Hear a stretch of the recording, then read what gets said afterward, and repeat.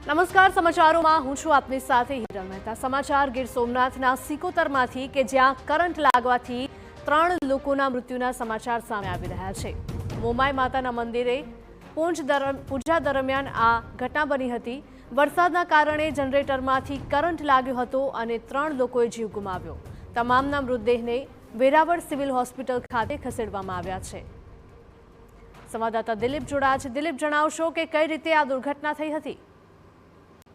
જે વાત કરવામાં આવે તો અહીંયા પર પુંજનો પ્રોગ્રામ હતો અને આ પ્રોગ્રામની અંદર હજારોની સંખ્યામાં આ વિસ્તારના લોકોએ, જિલ્લાના લોકોએ કે અન્ય તમામ જે લોકો એક ચોક્કસ સમાજ સમુદાયના છે ત્યાં એકઠા થયા હતા અને ત્યાં મોટી સંખ્યામાં પુંજનો કાર્યક્રમ હતો। આ કાર્યક્રમ દરમિયાન હાલ વરસાદ પડી રહ્યો છે, જેના કારણે ભેજવાળું વાતાવરણ પણ છે અને આ સમયે ત્યાં જે એક વીજપોલ છે તેની નજીક આ 3 લોકો છે તે અડકી જતા પ્રથમ એક વ્યક્તિને વીજ કરંટ લાગ્યો હતો, જેને બચાવવા માટે અન્ય 2 વ્યક્તિ દોડ્યા હતા અને તે લોકો પણ વીજ કરંટ લાગવાના કારણે તમામના ડેથ થઈ છે। તમામને વેરાવળની સિવિલ હોસ્પિટલ ખાતે અત્યારે લાવવામાં આવ્યા છે અને પોલીસ છે તેને પણ અત્યારે અહીંયા પર તપાસ શરૂ કરી છે કે એક્ઝેક્ટ કઈ રીતે વીજ કરંટ લાગ્યો છે અને શું કારણે લાગ્યો છે। આ તમામ મુદ્દે હાલ તપાસ થઈ રહી છે, પરંતુ હાલ તો આ જે માતાજીનો કાર્યક્રમ હતો, પુંજનો જે ખુશીનો કાર્યક્રમ હતો, તે હવે માતમમાં ફેરવાયો છે। જી બિલકુલ, માહિતી બદલ દિલીપ આપનો આભાર। તો મોમાઈ માતાના મંદિરે પૂંછ દરમિયાન આ દુર્ઘટના ઘટી હતી